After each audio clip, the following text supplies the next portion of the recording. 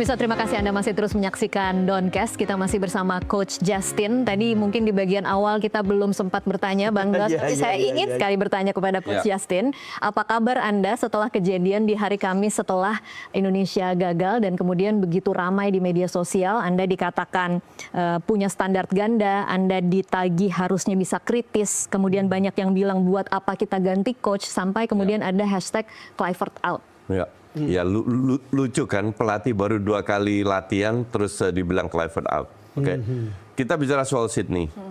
Saya sangat appreciate dengan fans timnas yang ada di Australia karena yang di sini itu banyak dari ada Adelaide, Melbourne, Perth, datang semua.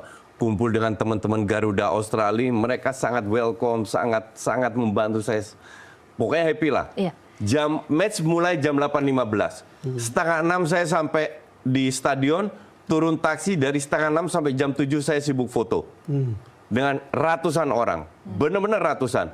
Habis itu masih foto, akhirnya saya harus masuk ke dalam kan. Di dalam masih foto. Saya duduk di dalam, duduk di bench, orang masih datang untuk minta foto. Sampai kick off. Oke? Ketika kalah. Terjadi perang bla-bla. Sebenarnya masih oke-oke aja. Nggak ada masalah. Satu orang datang, kecewa, paham saya. Dia cuma bilang, coach tolong lebih kritis lagi lah. Saya bilang, iya sabar, nontonlah video.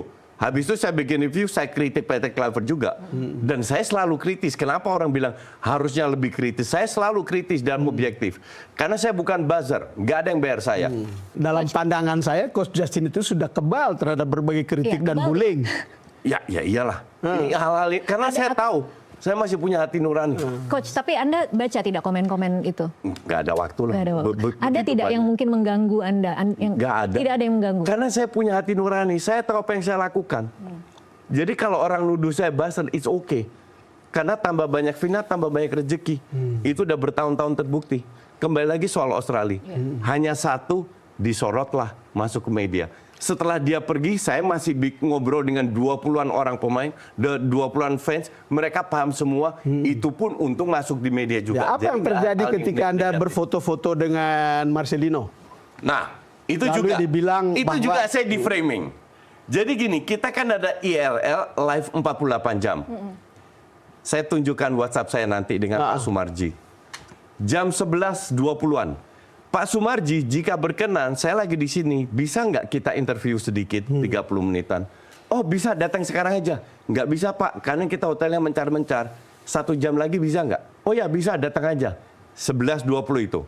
Jadi sekitar 12.30-an saya janjian. Saya masuk hotel. Ketemu dengan Diki, ketua Jackmania. Ngobrol-ngobrol sebentar. Saya bilang, saya lagi janjian sama Pak Sumarji. Nggak lama kemudian Pak Sumarji turun. Jadi hotel Intercon itu lobbynya kecil, oke? Kita turun, Pak, kita cari tempat dulu. Oh ya, oke. Turun ke bawah, ternyata di sebelah ada kafe, oke? Pas pada saat jalan keluar hotel, Marcelino baru foto sama teman-teman saya, Hanif dan lagi masuk ke dalam. Karena kita kenal, dia nyapa coach, saya bilang, Marcel, salaman, hanya salaman. Justin saya belum pernah kenal, tapi dia salaman juga saya. Murni salaman, difotolah. Lalu tersebarlah. Lalu tersebar seolah-olah saya ganggu. Ngobrol aja enggak. Tapi benar tidak kalau Pak Sumarji mengaku dia tidak tahu bahwa itu dalam keadaan live? Dia pikir itu hanya untuk kepentingan taping atau podcast. Nah itu saya nggak tahu. Setahu saya, kita bilang itulah. Cuman itu saya lupa. Itu saya lupa bahwa jadi akhirnya kita dapat tempat di apa namanya di hotel di lantai 1, disitulah Jordi lewat dan lain-lain lewat.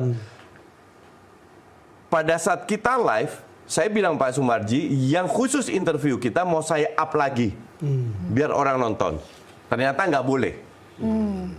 That is okay. Setelah itu saya masih ngobrol lewat telepon dengan Pak Sumarji. Kalau saya nggak boleh, nggak masalah.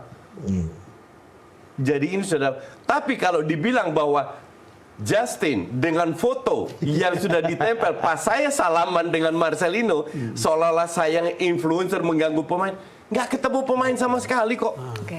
Ngobrol aja nggak, cuman salaman aja. Tapi akibatnya kemarin di Fairmont jadi clear ya, tidak boleh ada tanda tangan kemarin waktu pas di GBK. That is okay. Cuman saya hanya mau menjelaskan, di situ kan ada beberapa influencer. Iya. Habis itu masih ada yang datang. Mungkin yang disebut mereka, bukan saya. Iya. Karena brand yang saya represent sudah protes ke PSSI. Dan PSSI mengakui bahwa itu bukan saya. Oke.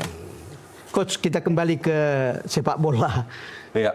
Saya ingin sekali Coach mengomentari beberapa nama pemain kita. Oke. Yang kita lihat misalnya oleh... Sebenarnya sebelum itu saya ingin sedikit jelaskan soal 60-70% itu. Oh, mau lagi Boleh? jelasin? Silakan. Jadi kalau seandainya kita lolos, oke, rank 4 asumsi kita lolos lah. Kita ketemu bagi 2 grup lagi kan, 2 match lagi. 2 match kita ketemu kemungkinan besar 4 negara dari Timur Tengah. Dan itu negara yang rankingnya lebih di atas loh. Semua di atas. Iya. Sampai sekarang pun, Ya, sekarang juga di di atas. grup ini pun semua di atas. Iya. Jadi, ketemunya siapa aja? Iya kan? Tapi bukan tim-tim yang Timur Tengah yang canggih kayak Iran, Uzbek itu terlalu canggih. Yang selevel Bahrain sama Saudi. Oh. Siapa aja? UEA. Kemungkinan besar Qatar. Kemungkinan besar Oman. Irak? Kemungkinan besar Irak. Masih ada kemungkinan, oke? Kalau kita dengan masuk di grup ini bermain 2 match di lapangan netral. Artinya nanti mainnya tidak di home and away? enggak, hanya 2 match. Kan ada 2 grup. Ya. 3 negara yang juara 1 akan lolos langsung. Betul. Yang juara 2, yang rank 2 akan diadu lagi. Nah, ini repot. Kalau kita masuk ke putaran kelima berat. Kita harus bisa seal di putaran 4. Dan itu visible. Kenapa itu visible? Kembali ke 60-70%. Kita membuktikan kok lawan Bahrain, lawan Saudi, 4 kali main, 2 kali seri, 2 kali menang. Juara Arab tuh Bahrain kan? Oke. Kan katanya juara inilah, juara itulah. Kita membuktikan bisa kok. Oke, kalau kembali lagi ke bagaimana 1-0 itu kemarin cukup bagus, tapi sebenarnya ada banyak peluang yang tidak terkonversi menjadi gol. Apa catatan Anda untuk bagian depan? Ya, this is football, bukan matematika. Oke. Tidak semua tim bisa mencetak 100 gol, 100 peluang 100 gol. Oke? Bahkan pemain-pemain top dunia pun bisa miss peluang seperti Orang menganggapnya 99% jadi gol. But still masih ada 1% yang tidak gol. Inilah indahnya sepak bola, bukan matematika. Tidak bisa kita prediksi ini pasti gol atau enggak, ini bla bla bla. Oke, tapi catatan untuk perbaikannya apa, Coach? Mereka harus lebih fokus. And it's about quality. Oke. Kenapa sebelumnya sebelum Ole Romani datang kita susah cetak gol? Mungkin sueknya Sintayong nggak punya pemain kayak Ole Romani. Iya, tapi kan lagi-lagi kita tidak, seperti kata Anda tadi, kita tidak bisa bergantung pada Ole seorang. Betul, nggak ada pilihan. The point is nggak ada pilihan. Paling kalau Ole diganti, Sananta dimasukin. Orang kritik Sananta, saya tanya berapa peluang yang Sananta dapatkan? 0. Berapa suplai bola yang dia dapat? 0. Susah juga. Yang ada bola belakang dari depan, bukan samping ke depan. Iya. Iya kan? Ya, susah juga untuk jadi seorang Sananta. Nggak fair juga untuk kritik dia. Jadi kalau dibilang seandainya Ole Romani cedera, kesulitan kita. Nah, Maka makanya dari itu berdasarkan 60-70% itu berdasarkan semua fit. Harus sehat walafiat semua tanpa cedera. Kualitas kita itu tier 3, tier 4 Eropa.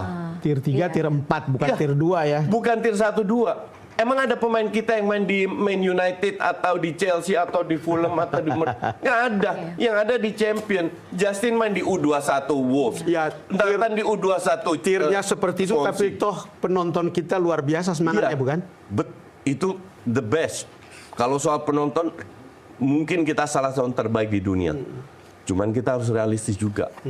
Beruntung grup kita nggak terlalu berat dalam arti kita bisa mengawal. Kalau dari A, B, C, kita grup C ini yang paling berat. Oke? Tapi peluang kita benar-benar di tangan kita sendiri. Di kandang menang 1-0 aja lawan Cina, 90% kita lolos. Ya kan? Tidak tergantung pada pertandingan yang lain. kan? Tidak terlalu tergantung. Terus tinggal ketemu nanti yang tim Timur Tengah. Semoga ketemunya let's say Oman sama UEA atau sama Qatar lah atau apalah. iya. We can have them. Bisa, sangat bisa. Bisa mengalahkan. Ya. Ya kalau Bahrain bisa dikalahkan, Arab bisa dikalahkan, mestinya bisa. Saudi sama Bahrain loh. Ini Iya. jagoan juga di Timur Tengah. 4 kali main, 2 kali seri, 2 kali menang. Kenapa yang lain nggak bisa menang? Iya. Kan gitu. Nanti kalau kalah, Coach Justin dibully habis juga itu. Risiko. High risk, high gain bukan? Iya kan? Iya. Iya, saya kan memberikan pendapat. Pendapat saya itu dari hati saya, bukan dibayar atau disuruh orang ini itu dan lain-lain. Kalau saya ternyata salah dan saya juga manusia pasti bikin kesalahan, ya saya siap dibully, sesimpel itu. Tapi di Indonesia ini lucu. Jadi yang saya bukan pelatih, bukan pemain, bukan pengurus PSSI, tapi saya yang kena bully. Nah, karena kan begini, Coach, sering. Sama juga orang mengeritik, orang yang menulis. Soalnya komentator itu lebih pandai dari seorang pelatih. Pada umumnya, orang kan menganggap seperti itu. Iya, enggak juga. Kita hanya, saya ini kan cuma netizen sebenarnya. Saya hanya memberikan pendapat. Enggak percaya pun enggak masalah. Enggak pernah saya suruh orang nonton video saya kan. Iya kan? Atau mungkin Anda dianggap sebagai salah satu tokoh yang memang mendorong STY untuk diganti kali. Kemudian itu yang memicu kemarahan publik ketika kemudian kalah. Mungkin. Tapi orang harus lihat, kenapa saya ingin STY keluar. Pernah nggak saya jelek-jelekin STY? Nggak pernah. Nggak pernah sama sekali. Cuman menurut saya kita bermain terlalu bertahan. Kayak kemarin, kita main 3-4-3, belakang orangnya STY 5. Jadi yang menurut saya, kita itu pelatih baru meneruskan, memperbaiki sistemnya STY. Bukan meniru sistemnya STY. Kenapa? Jarak antar pemain lebih dekat, sirkulasi bola lebih oke. Kalau dulu jarak kan jauh-jauh semua. Harus lari-lari, transisi. Menit lebih rapat, kita. Jadi memperbaiki sistemnya STY. Bahwa kita berterima kasih sama STY, iya. Kan dia menaruhkan fondasi. Ini next step untuk meneruskan yang sudah dijalankan sama STY. Baik. Itulah kenapa saya minta diganti, bukan karena STY jelek. Oke. Kita nanti saat menghadapi Cina kemungkinan tidak akan punya Martin Paes dan Marcelino. Akan seperti apa gambarannya nanti kita bahas di segmen selanjutnya. Pemirsa tetaplah bersama Doncast, kami masih akan kembali usai jeda komersial break.